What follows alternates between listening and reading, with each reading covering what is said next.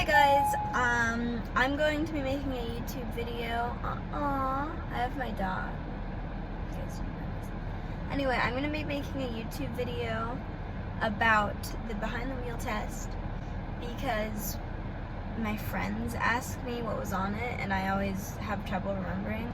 I tried to print out from my notes what was supposed to be happening, but I think we're out of ink. So you're going to have to bring, I don't even know what you have to bring. I brought everything because if you forget one thing, they're going to send you back, and that's just annoying as heck, especially because it takes so long to make an appointment with them in the first place. After you get all the paperwork done, you're going to bring your car around into like this drive-through area on the side of the DMV. At least that's what happened for me.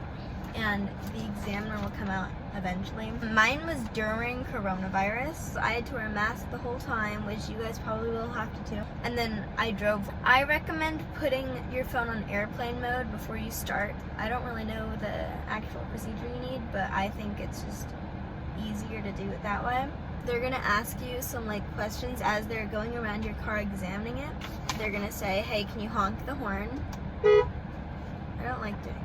I'm in the parking lot of my house, and I don't even think I'll actually be driving during this. I just thought a car environment would be more appropriate for this.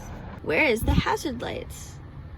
If you don't have it already, that's maybe a bad sign. It's right here. It normally has a red triangle. They're gonna ask you where your windshield wipers are. That is located here on the right side of your wheel. So what you do is you just they're not going to tell you to put it on, but you just have to locate it, but that's how you do it. They're going to ask you how to put your turn signals on.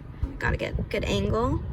Down is going left, up is going right. Oh, the headlight. That's the headlights on and off. The emergency brake. Okay, I also forgot to quiz you guys on where the defroster is. It is right here. It normally has this picture on it. Okay, another thing they're going to ask you to do, windows will be down during the entire exam, but the hand signals. This is turning right, that's turning left, and going down is stop. Okay, also forgot to mention that I recommend going early. In California, you can get up to 15 points wrong and still pass.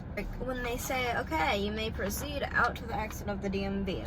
For me, they had a stop sign right away, even before you exit.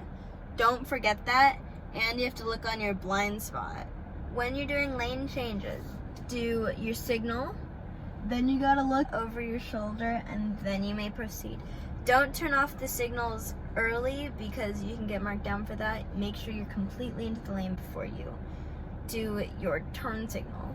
When you go right, you have to go 100 feet, I would say, before, into the shoulder thing. Of course, always look over your shoulder to your blind spot, then you may proceed into the lane. They're gonna ask you to pull over to the side, and they're gonna say, okay, you're gonna back up.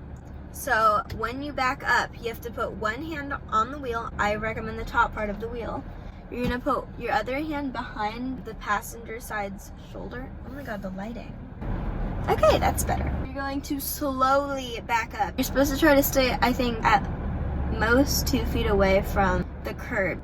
That should be relatively easy though, as long as you keep the steering wheel steady. It shouldn't move really anywhere. Stop for 3 seconds. You really have to make sure, because they're kind of looking at you mostly from the corner of their eyes, so you have to make these noticeable turns. So at the stoplight, you have to look left, right, left, and then proceed. Anytime you even pass a stoplight, you have to do the left, right, left. You have to look both ways, okay? Even if it's green. Stay 3 seconds behind the other car. When you're stopping at a stoplight or a stop sign or whatever, and there's a car in front of you, make sure you are at a distance. The windshield wiper of your car is just hitting the bottom of their wheel. That's normally the safe distance you should be behind a car. Lastly, you can only go around 2 miles above the speed limit. That is all the tips I have for you guys. This is not part of the test, at least for mine in California. But parallel parking. I was in Newport, right? And I've done parallel parking once. It was terrifying. I couldn't do it. I had to keep going in and then out and in and out. And then there's like these cars zooming by right next to me. It was the most stressful thing, so I recommend learning that earlier. If this video gets 3 likes, I will post a video on how to pump gas, because I've heard stories about people having to call their parents to learn how to pump gas, and it's actually pretty simple. And it's just embarrassing if you have to call your parents to go over there and get gas.